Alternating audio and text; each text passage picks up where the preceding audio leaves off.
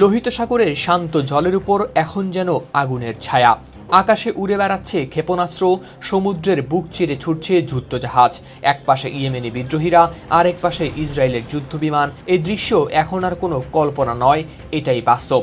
Israeli সামরিক বাহিনী জানিয়েছে, ইয়েমেন থেকে ছোড়া একটি ক্ষেপণাস্ত্র থামাতে তারা নিয়েছে প্রতিরক্ষামূলক ব্যবস্থা। এর কয়েক ঘন্টা আগেই ইসরায়েল একটি সামরিক নৌ হামলা চালিয়েছে ইয়েমেনের হোদেইদা বন্দরে। প্রতিক্রিয়া যেন ডেকে আনছে প্রতিক্রিয়াকেই। এই চক্রে জড়িয়ে পড়ছে গোটা লোহিত সাগর অঞ্চল, এমনটাই জানিয়েছে ওয়াই নিউজ।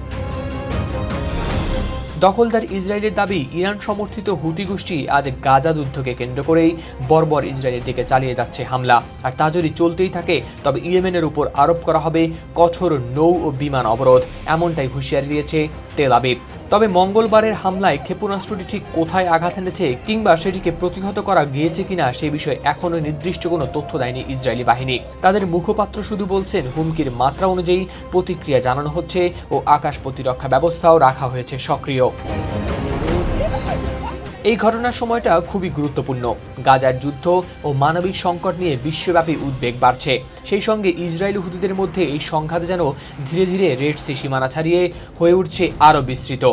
2023 সালের শেষ দিক থেকে হুতি গোষ্ঠী পশ্চিমা জাহাজ ও ইসরায়েলমুখী বাণিজ্যিক নৌবহরের উপর চালিয়ে যাচ্ছে একের পর এক হামলা। তারা বলছে, যতদিন গাজায় অভিযান চলবে ততদিন চলবে তাদের এই প্রতিরোধ ও প্রতিক্রিয়া। হাওলাদার শামীম, RTV।